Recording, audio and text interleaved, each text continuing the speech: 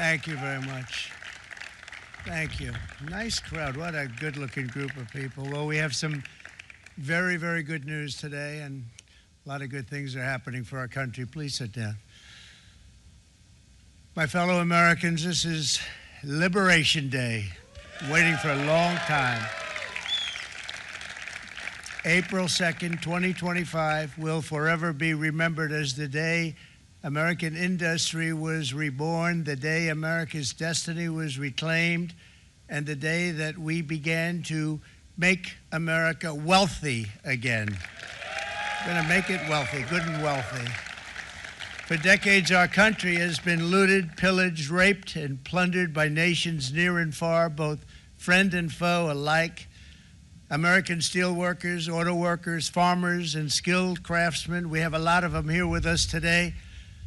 They really suffered gravely. They watched in anguish as foreign leaders have stolen our jobs, foreign cheaters have ransacked our factories, and foreign scavengers have torn apart our once beautiful American dream. We had an American dream that you don't hear so much about. You did 4 years ago, and you are now, but you don't too often, and for many years and decades even, you didn't hear too much about. Our country and its taxpayers have been ripped off for more than 50 years, but it is not going to happen anymore. It's not going to happen. In a few moments, I will sign a historic executive order instituting reciprocal tariffs on countries throughout the world. Reciprocal, that means they do it to us and we do it to them. Very simple. Can't get any simpler than that. This is one of the most important days, in my opinion, in American history. It's our declaration of economic independence. For years, hardworking American citizens were forced to sit on the sidelines as other nations got rich and powerful, much of it at our expense.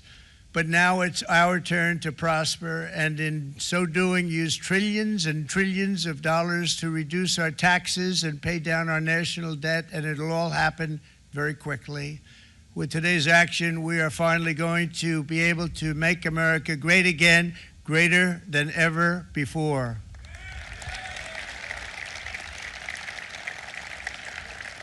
Jobs and factories will come roaring back into our country, and you see it happening already.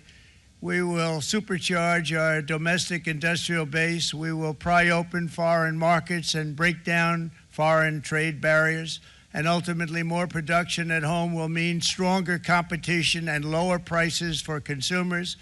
This will be indeed the golden age of America. It's coming back, and we're going to come back very strongly. We're pleased to be joined on this momentous occasion by Vice President J.D. Vance. J.D., thank you. Thank you. Thank you very much. Where are you, J.D.? No, that wasn't too hard to find. I was looking, you know, he likes to take a low-key attitude, so it'd usually be sitting right in front. He's gaining a lot of confidence, Mike, isn't he? And nearly my entire cabinet is here, as well as Speaker Mike Johnson, who's done an amazing job. And with the great success we had last night in Florida, we have a majority of 7, and 7's like a lot where we had it at 1, right? You've done a fantastic job, and many of the members of the House and Senate are with us. Senators, Congressmen, thank you all for being with us. We appreciate it. For decades, the United States slashed our trade barriers on other countries, while those nations placed massive tariffs on our products and created outrageous non-monetary barriers to decimate our industries. And in many cases, the non-monetary barriers were worse than the monetary ones. They manipulated their currencies, subsidized their exports, stole our intellectual property, imposed exorbitant VAT taxes to disadvantage our products, adopted unfair rules and technical standards, and created filthy pollution havens. They were absolutely filthy, but they always came to us and they said, we're violating, we should pay for it. It's all detailed in a very big report by the U.S. Trade Representative on Foreign Trade Barriers, and I'll just hold it up for you. It's available, and you don't have to pay too much. As I understand it, you'll pay nothing. It's a lot of work for something, actually, because it's a special book. It's frankly, it's very upsetting when you read it, when you see what people have been doing to us for 30 years. This all happened with no response from the United States of America, none whatsoever. But those days are over. Let me offer just a few examples of the vicious attacks our workers have faced for so many years. The United States charges other countries only a 2.4 tariff on motorcycles. Meanwhile, Thailand and others are charging much higher prices, like 60%. India charges 70%. Vietnam charges 75%, and others are even higher than that. Likewise, until today, the United States has for decades charged a 2.5 tariff. Think of that, 2.5% on foreign-made automobiles. The European Union charges us more than 10% tariffs, and they have 20% VATs, much, much higher. India charges 70%, and perhaps worst of all are the non-monetary restrictions imposed by South Korea, Japan, and very many other nations. As a result of these colossal trade barriers, 81% of the cars in South Korea are made in South Korea. 94% of the cars in Japan are made in Japan. Toyota sells 1 million foreign-made automobiles into the United States, and General Motors sells almost none. Ford sells very little. None of our companies are allowed to go into other countries. And I say that, friend and foe, and in many cases, the friend is worse than the foe in terms of trade.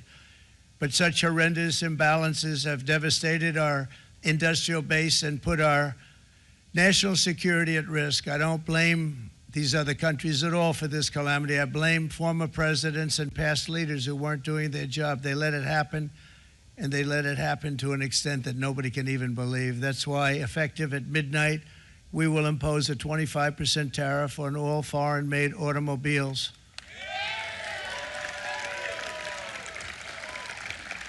Thank you. Brian, I'd like to have you come up here for a second, okay? I just see him sitting. He's been a fan of ours, and he understands this business a lot better than the economists, a lot better than anybody. Brian, say a few words, please, would you? Thank you, Mr. Thank you. President. It's a great honor to have you. Thanks. Thank you, Mr. President. I grew up just north of Detroit, Michigan, in Macomb County, known as the home of the Reagan Democrats. My first vote for president was for Ronald Reagan. I thought that was going to be the best president I ever saw in my lifetime until Donald J. Trump came along.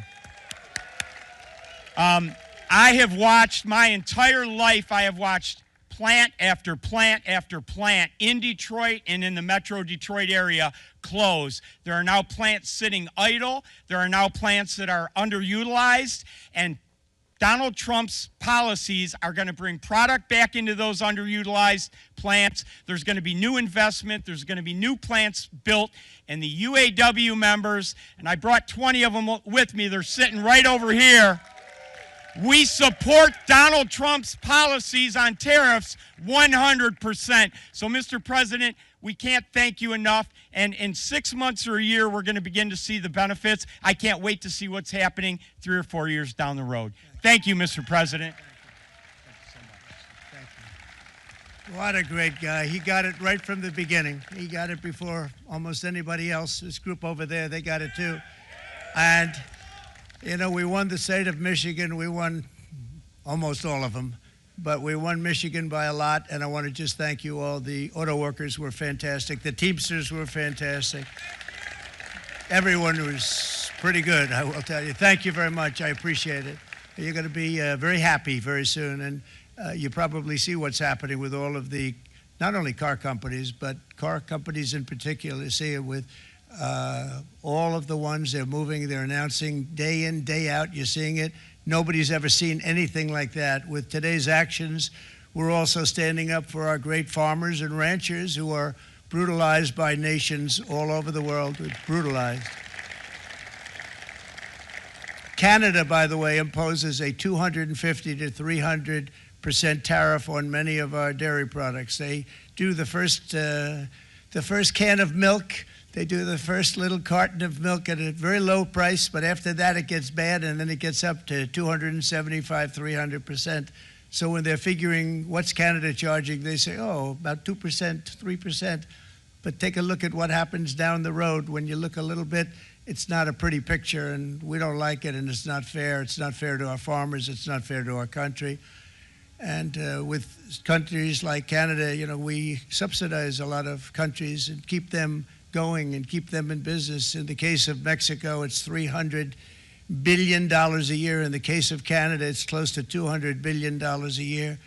And I say, why are we doing this? Why are we doing this? I mean, at what point do we say, you got to work for yourselves, and you got to, this is why we have the big deficits. This is why we have that amount of debt that's been placed on our heads over the last number of years, and we're really not taking it anymore. Through non-tariff barriers, the European Union bans imports of most American poultry. You understand? They say, we want to send you our cars, we want to send you everything, but we're not going to take anything that you have. Australia bans, and they're wonderful people and wonderful everything, but they ban American beef, yet we imported $3 billion of Australian beef from them just last year alone. They won't take any of our beef. They don't want it because they don't want it to affect their farmers. And you know what? I don't blame them, but we're doing the same thing right now, starting about midnight tonight, I would say. And China charges American rice farmers an overquota, it's called, a tariff rate of 65%. South Korea charges 50%. Actually, they charge different, from 50% to 513%. And Japan, our friend, charges us 700%. But that's because they don't want us selling rice, another thing. Who can blame them, Madam Secretary? Agriculture, great job you did on eggs, by the way. The egg prices came down 50%. You got them down 50%. Once we got involved, they were going through the sky. The egg prices, they were going through the sky, and you did a fantastic job. Now we have lots of eggs, and they're much cheaper, down about 59% now, and they're going down further.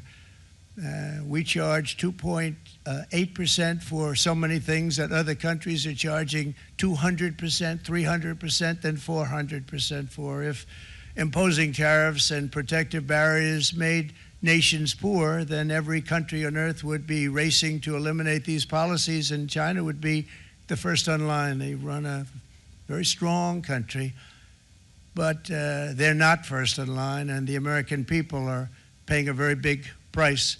From 1789 to 1913, we were a tariff-backed nation, and the United States was proportionately the wealthiest it has ever been. So wealthy, in fact, that in the 1880s, they established a commission to decide what they were going to do with the vast sums of money they were collecting. We were collecting so much money so fast, we didn't know what to do with it. Isn't that a nice problem to have? What do you think, Marco? Good problem? Marco would love that problem. But we don't have that problem anymore, but we're not going to have it very much longer, I will tell you. But they collected so much money, they actually formed a commission to determine what they were going to do with the money, who they were going to give it to, and how much. Then in 1913, for reasons unknown to mankind, they established the income tax so that citizens, rather than foreign countries, would start paying the money necessary to run our government. Then in 1929, it all came to a very abrupt end with the Great Depression, and it would have never happened if they had stayed with the tariff policy. It would have been a much different story. They tried to bring back tariffs to save our country, but it was gone. It was gone. It was too late. Nothing could have been done. It took years and years to get out of that depression, far longer than even FDR had that office right over there for a long period of time. The ramp system, that's rather intricate, was built because of him, and every time you walk up, you think of him, and he did a great job in many ways, but it lasted long beyond his terms, as you know. But it's not too late any longer, and we're going to start being smart, and we're going to start being very wealthy again. We're going to be wealthy as a country because they've taken so much of our wealth away from us. We're not going to let that happen. We truly can be very wealthy. We can be so much wealthier than any country. It's not even believable. But we're getting smart. Nearly a century later, in the face of unrelenting economic warfare, the United States can no longer continue with a policy of unilateral economic surrender. We cannot pay the deficits of Canada, Mexico, and so many other countries. We used to do it. We can't do it anymore. We take care of countries all over the world. We pay for their military.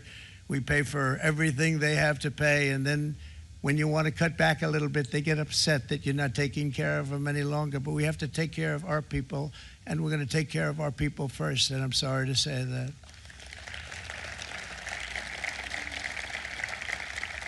And today we're standing up for the American worker, and we are finally putting America first.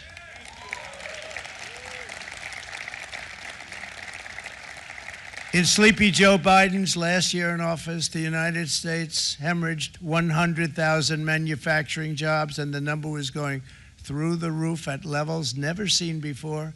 And our trade deficit reached a record $1.2 trillion, which is unheard of. Since the beginning of NAFTA, the worst trade deal ever made, it was a horror show.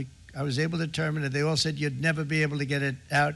We had to get approval from Congress to get it terminated. We had to live with that deal. It was the worst deal, worst trade deal ever made by far. But since the very beginning of NAFTA, our country lost 90,000 factories. Think of what that is, 90,000. Think about putting a map up and putting tax on it. You wouldn't have enough room.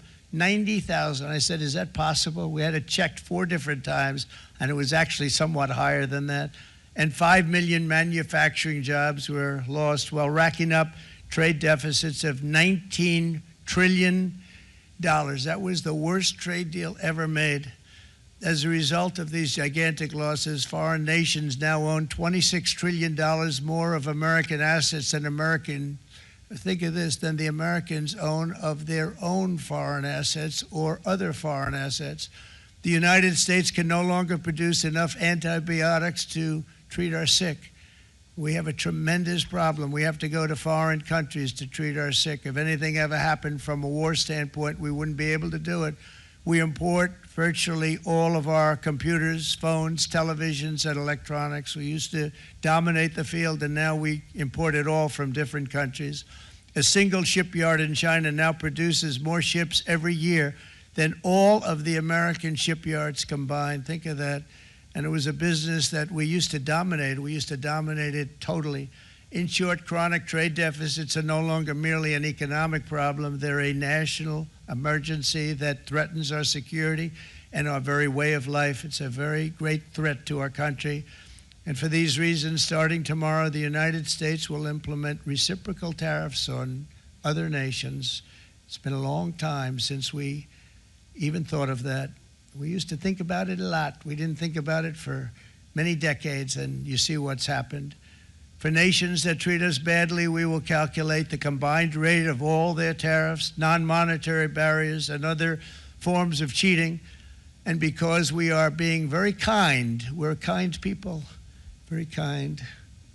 You're not so kind when you got ripped off with your salaries. My auto worker friends and my Teamster friends and all of the unions that typically voted Democrat, they're not voting Democrat anymore because worker, whether union or non-worker, they're for the Republicans now. That's what happened. But we will charge them approximately half of what they are and have been charging us. So the tariffs will be not a full reciprocal. I could have done that, yes, but it would have been tough for a lot of countries who didn't want to do that. I'd like to see the chart if you have it. Could you bring it up, Howard? This is our great Secretary of Commerce, Howard Lutnick. Thanks, Howard. So if you look at that, China, first row, China, 67%. That's tariffs charged to the USA, including currency manipulation and trade barriers. So 67%, I think you can, for the most part, see it. Those with good eyes, with bad eyes. We didn't want to bring, it's very windy out here. We didn't want to bring out the big charts because it had no chance of standing. Fortunately, we came armed with a little smaller chart.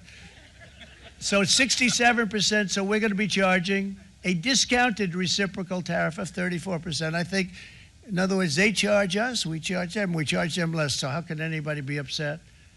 They will be, because we never charge anybody anything, but now we're going to charge. European Union, they're very tough, very, very tough traders. You know, you think of European Union, very friendly. They rip us off. It's so sad to see. It's so pathetic. 39%, we're going to charge them 20%, so we're charging them essentially half. Vietnam, great negotiators, great people. They like me, I like them. The problem is they charge us 90%. We're going to charge them 46% tariff. Taiwan, where they took all of our computer chips and semiconductors. We used to be the king, right? We were everything. We had all of it. Now we have almost none of it, except the biggest company is coming in. We're going to end up with almost 40%. Lee Zeldin's working to get their approvals. And it's an amazing company. Mr. Wei, of one of the great companies of the world, actually. They're coming in from Taiwan, and they're going to build one of the biggest plants in the world, maybe the biggest for that. But 64%, we're going to charge them 32%. Japan, very, very tough, great people. And again, I don't blame the people for doing it. I think they're very smart in doing it. I blame the people that sat right in that Oval Office, right over there, right behind the Resolute desk or whichever desk they chose. Japan, 46%. They would charge us 46%, and much higher for certain items like cars, you know, little items like cars. 46%, we're charging them 24%. India, very, very tough, very, very tough. The Prime Minister just left, and he's a great friend of mine, but I said, you're a friend of mine, but you're not treating us right. They charge us 52%. You have to understand, we charge them almost nothing for years and years and decades, and it was only 7 years ago when I came in, we started with China and charged them. We took in hundreds of billions of dollars from China in tariffs, and they understood, honestly. President Xi understood. He said, look, I understand, and the other countries, and they all understand. We're going to have to go through a little tough love, maybe, but they all understand. They're ripping us off, and they understood it. Prime Minister of Japan, Shinzo Abe. He was a fantastic man. He was unfortunately taken from us, assassination. But I went to him and I said, Shinzo, we have to do something. Trade is not fair. And he said, I know that, I know that. And he was a great gentleman. He was a fantastic man, but he understood immediately what I was talking about. I said, Shinzo, we have to do something. He said, I know that.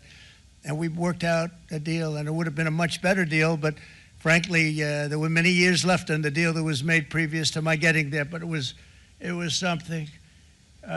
If you look at Switzerland, 61% to 31%. Indonesia, Malaysia, Cambodia. Oh, look at Cambodia, 97%.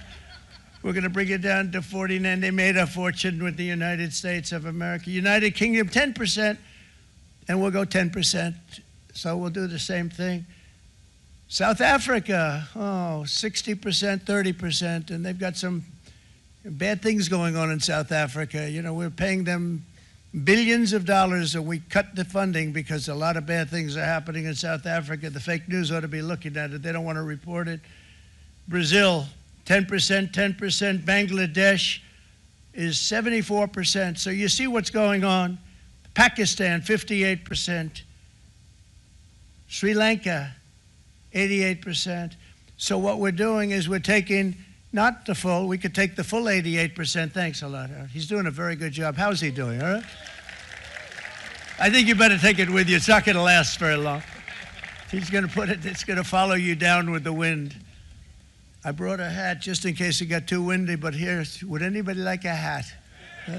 I'm not giving it to a cabinet. I'm giving it to the auto workers. Come here.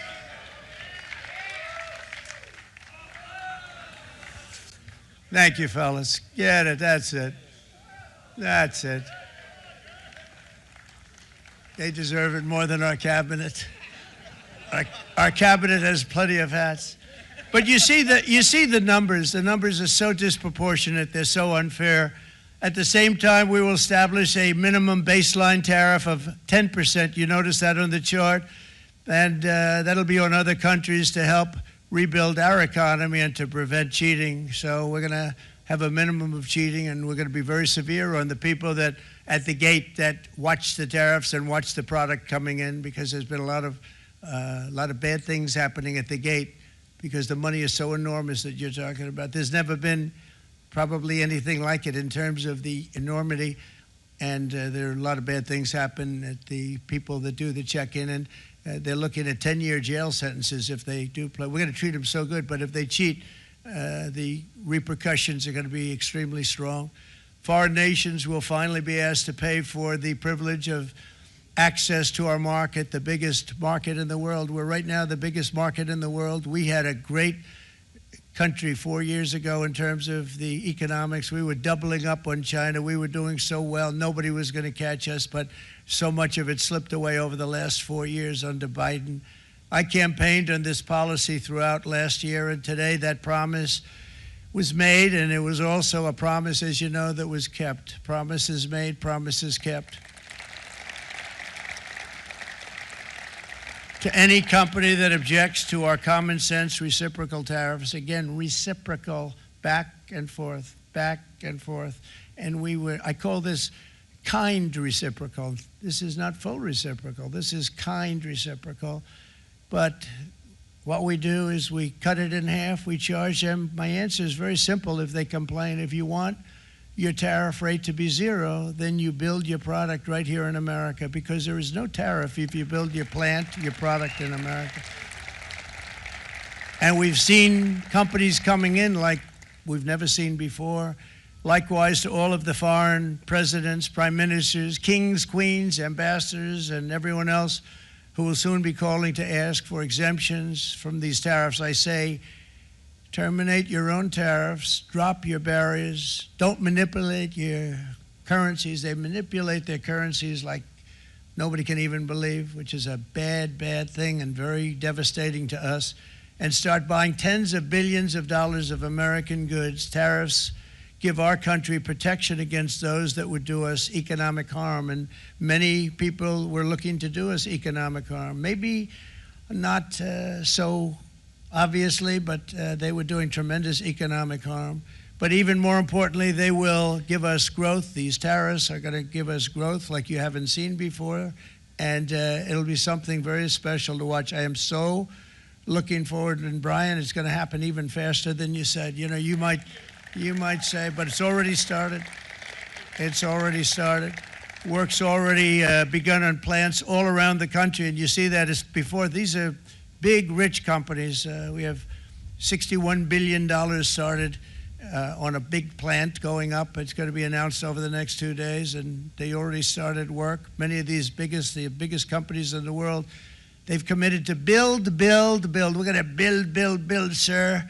And they came here to see me, and they wanted to know if they could have a press conference. I do as many as I can. I'm pretty busy trying to stop Russia and Ukraine and the Middle East. We got to stop that. We got to stop the Houthis, which we're making tremendous. They like shooting ships down and out of the water, sinking ships.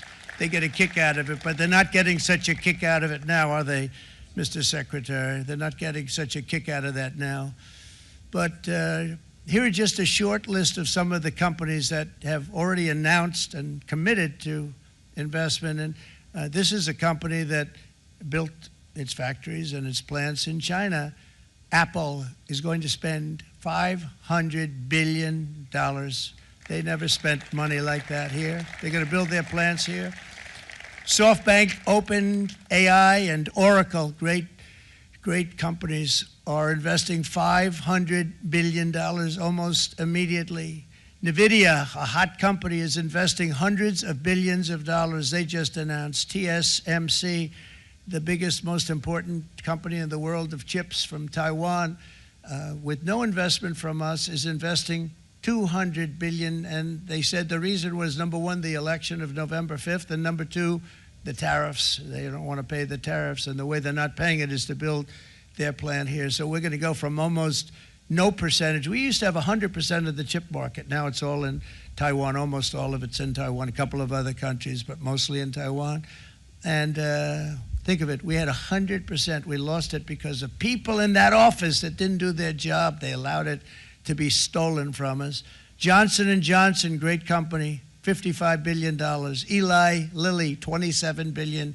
Meta is investing $500 billion. Wow. DeMac is investing $20 billion. CMA, CGM, $20 billion. And then you have Merck and Clarios, Stellantis, General Motors, GE Aerospace, Honda, Nissan, Hyundai are all putting in billions and billions of dollars, and they're committed 100%. So. And we've never had, and this is after 2.5 months. This is after just a short, this all took place as soon as we came out with what everybody wanted to do. You know, I watched a gentleman today on television. He used to work with Lee Iacocca, a very respected automobile person, and he said, you know, because they're asking people, and they try and get as many negative people as they can, but they can't find them too much. It's pretty hard to find in terms of what we're doing, especially when they see all this investment. They said, so tell me, what do you think of what Trump is doing from the automobile standpoint? He said, I can't believe it. Somebody is finally, he's an older guy, real pro, really top guy, with Lee Iacocca. He said, I never thought I'd see the day when this would happen, where somebody had the courage to go and do what has to be done. This is transforming our nation. Our entire nation is going to be transformed, not only with the cars, but on every single other item that's built. We're going to become an industrial powerhouse. And he said that so beautifully today. In fact, I'm going to find out, I'm going to get a tape, and Bruce, I'm going to get that tape, and I'm going to send it to you out in Long Island, and you're going to play it for the people. And all your union workers and your non-union workers out there, you got a pretty even split. But we have, so far, it looks like we're going to have about $6 trillion of investments, and you wouldn't do that in years in this country over the last number of years. $6 trillion, and that's going to be much higher by the end of the year. And think of what $6 trillion is. You wouldn't have even a small percentage of that under this other system. We're going to be an entirely different country, and it's going to be fantastic for the workers. It's going to be fantastic for everyone. There will never have been a transformation of a country like the transformation that's already happening in the United States of America. It's an incredible thing to watch, and it's incredible to meet with the top people, people that you read about, very wealthy people, or people that are great managers and executives and presidents of big public companies, and to watch the enthusiasm they have now that they didn't have. They gave up on our country. They went to foreign countries and they built. Companies are pouring into our country at levels never seen before, with jobs and money to follow, and it's really beautiful. In the coming days, there will be complaints from the globalists and the outsourcers and special interests and the fake news. Always, fake news will always complain. But never forget, every prediction our opponents made about trade for the last 30 years has been proven totally wrong. They were wrong about NAFTA. They were wrong about China. They were wrong about the Trans-Pacific Partnership, which would have been a disaster if I didn't terminate it. If I didn't terminate that, United Auto Workers, you would have had no jobs in this country. You would have had no jobs. It was all going to other countries. In my first term, they said tariffs would crash the economy. Instead, we built the greatest economy in the history of the world. And again, I have great respect for President Xi of China, great respect for China, but they were taking tremendous advantage of us, and I commend them for that. I say, hey, if you can get away with it, that's okay. But, you know, they understand exactly what's happening, and they probably, most of them are saying it's about time they did something, but and they're going to fight, and they're going to fight fair. Everyone's going to fight. You know, it's like, I say to the leaders, look, you got to take care of your country, but we have to start taking care of our country now. We can't do what we've been doing for the last 50 years. From the day of my election, the stock market went up in my first term 88%, with NASDAQ going up 155%, more than any president has ever had in any term in office, by far. And I think we're going to blow that away. And maybe the numbers won't show, but I think they're going to show much better than even those numbers. But what you're going to see is you're going to see activity, that empty, dead sites, factories that are falling down. Those factories will be knocked down, and they're going to have brand new factories built in their place. They're not only talking about renovating, they're talking about brand new, the best anywhere in the world, the biggest anywhere in the world. I have a friend who builds car plants, and I said, I want to see the biggest and the best. He said, well, we have to go to Mexico. I said, no, I want to see it in the United States. He said, we're not building them in there. This is a year and a half ago during the campaign. He said, we're not building it. You'd have to go to Mexico. When I was starting to decide to run, and I went to number one in the polls very rapidly, I want to say, like let's say in the first hour. And then shortly thereafter, it looked like I was going to win, and the fake news was saying, oh, no, don't do this. What they don't know is if I didn't win, they would have really been in trouble, because nobody wants to read them anyway. But I tell you what, when it looked like I was going to win, I announced that I was going to be doing exactly what we're talking about today. Great consistency, actually, because I've been talking about it for 40 years, but because I saw what was happening 40 years ago. If you look at my old speeches when I was young, very handsome, my old speeches, and that people would say, I'd be on a television show, I'd be talking about how we were being ripped off by these countries. I mean, nothing changes very much. The only thing that changed were the countries, but nothing really changes. But it's why it's such an honor. It's such an honor to be finally able to do this.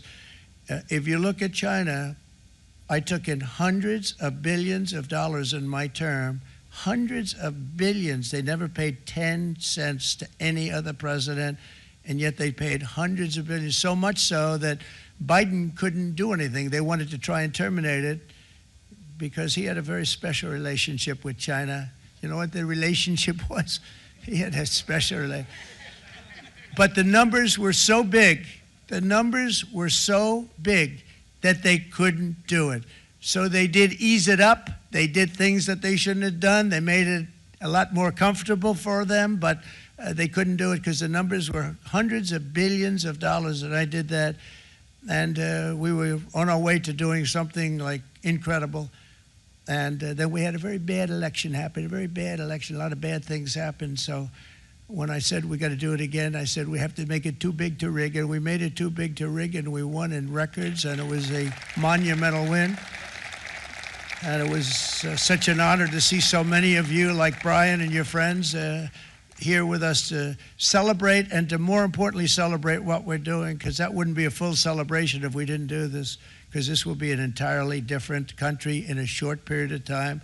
It'll be something the whole world will be talking about it. The critics made the very tired predictions earlier this year, but in February, core inflation dropped to the lowest rate in 4 years, and the price of eggs, as you know, just in a month and a half, we were there for 4 weeks.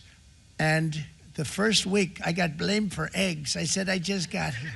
They said eggs have gone up at like 250%, and you can't get eggs. And they were going crazy. And I said, I just got here. And then we got to work on eggs, and we got to work on everything. And our great Secretary of Agriculture, you did a fantastic job. Brooke Rollins, she did a fantastic job. And as I said before, the price of eggs dropped now 59%, and they're going down more, and the availability is fantastic. They were saying that for Easter, please don't use eggs. Could you use plastic eggs? I said, we don't want to do that. We want to, and you really came through. It's an amazing job. Thank you very much, Brooke. You did great. But likewise, an old-fashioned term that we use, groceries. I used it in the campaign. It's such an old-fashioned term, but a beautiful term, groceries. It sort of says a bag with different things in it.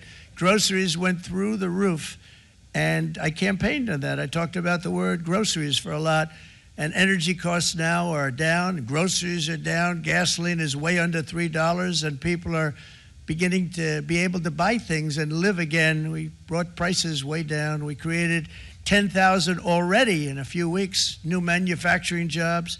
And it was that took place in 1 month, numbers that they haven't seen in a long time. We had virtually no inflation under my term.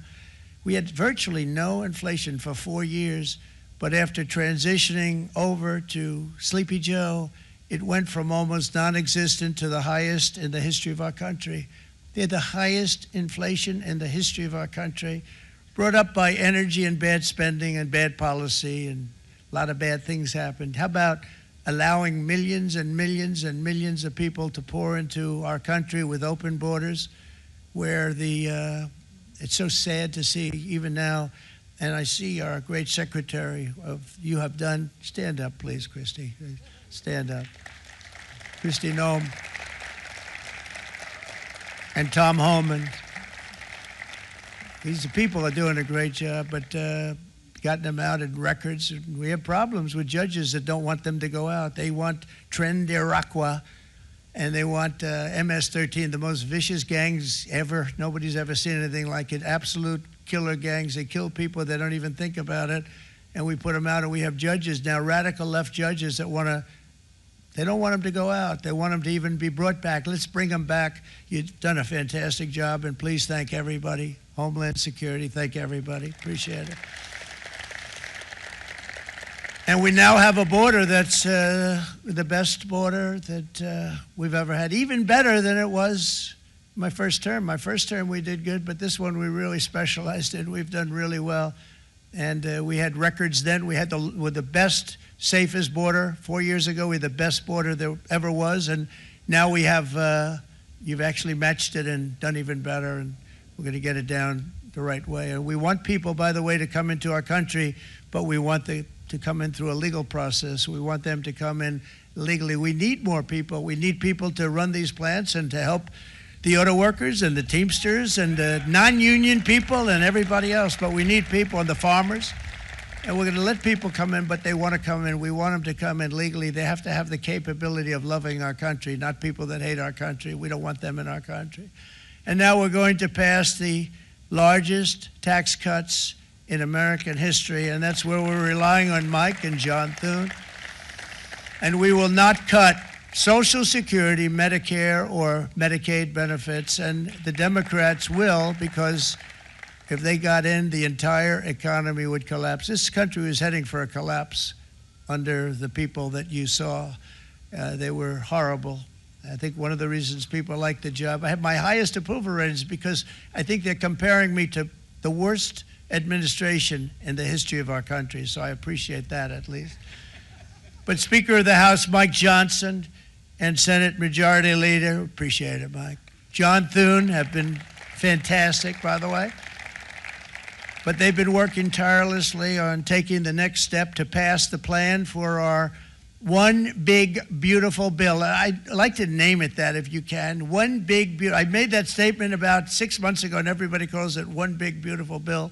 And it will be that. It'll have everything, the big tax cuts and every incentive there is. And it'll be fantastic. And by the way, for the cars, we're asking for an interest deduction on a loan. So if you build the car, only in America we do it, Brian. If the car's not built in America, you don't get the interest rate deduction.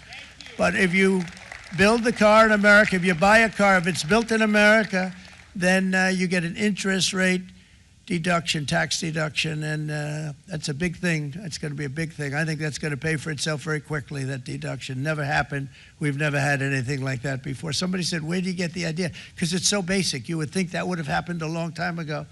It never did, and I'm very happy it didn't, because now I can say that was my idea. But we're going to get us closer to the debt extension. We have to get the debt extension passed, and I know you're going to be able to do that, Mike, and it's very important that you do that.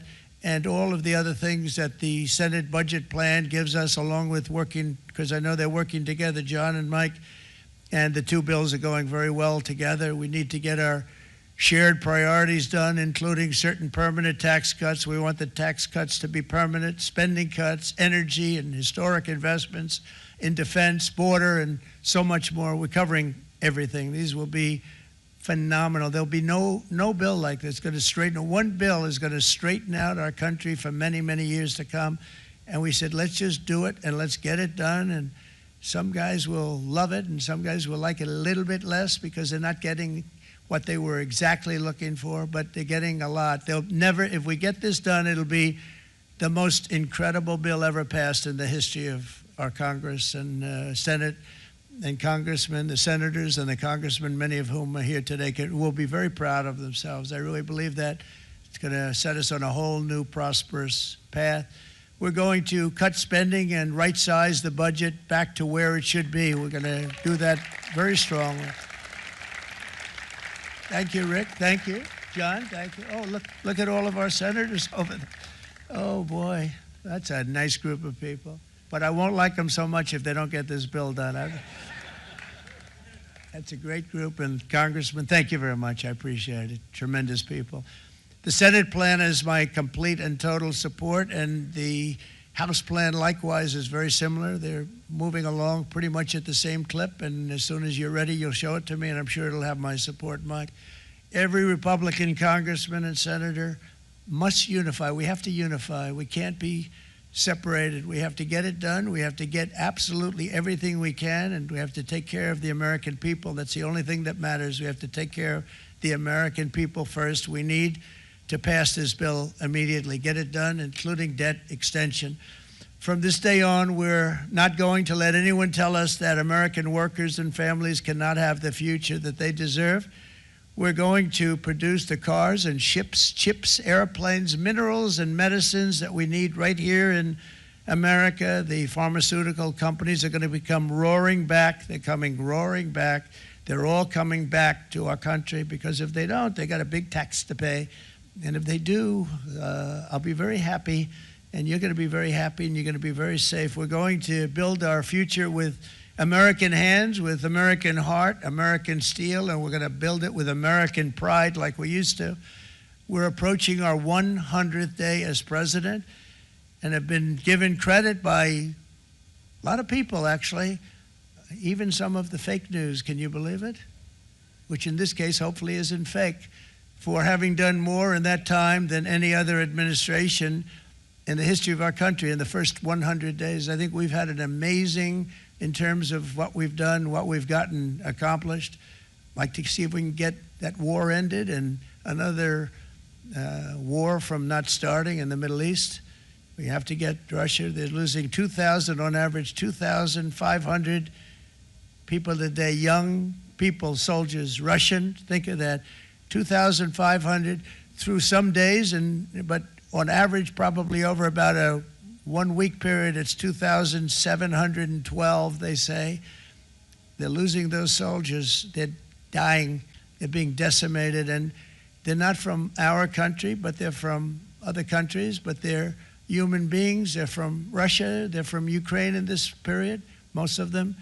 And we're going to get it stopped. It's a senseless war that would have never happened if I was president, and it shouldn't be allowed to go on.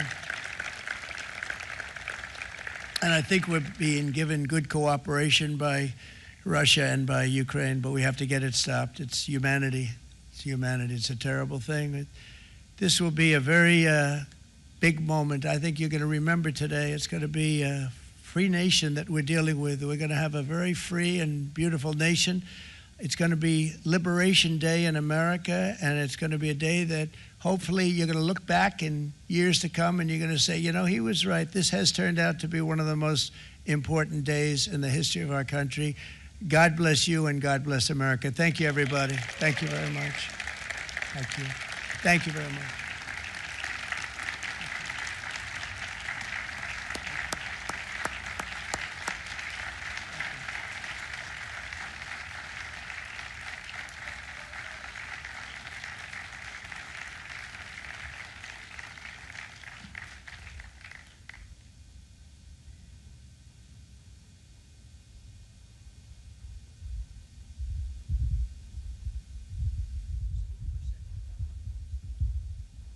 This is Will, everybody. He's going to just give you a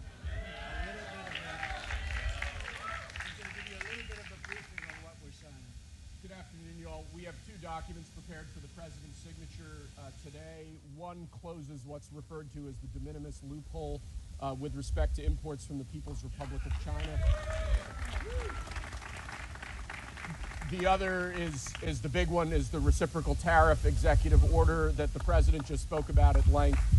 This is obviously a huge deal, and it's been an honor to be a part of your team getting this ready for you, sir. Thank you very much. Thank Yes, you. sir.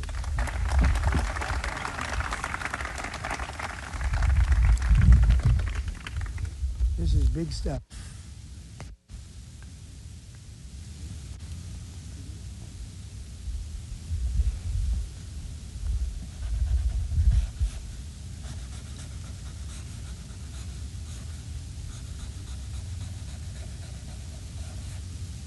That's a 10. That's a good one. Look. That's a good one. That's a good one. Thank you. Thank you, sir.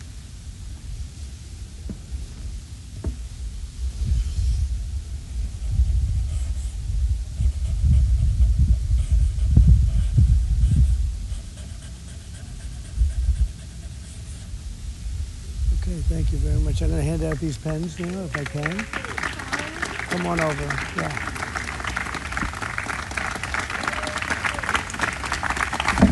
Thank you very much.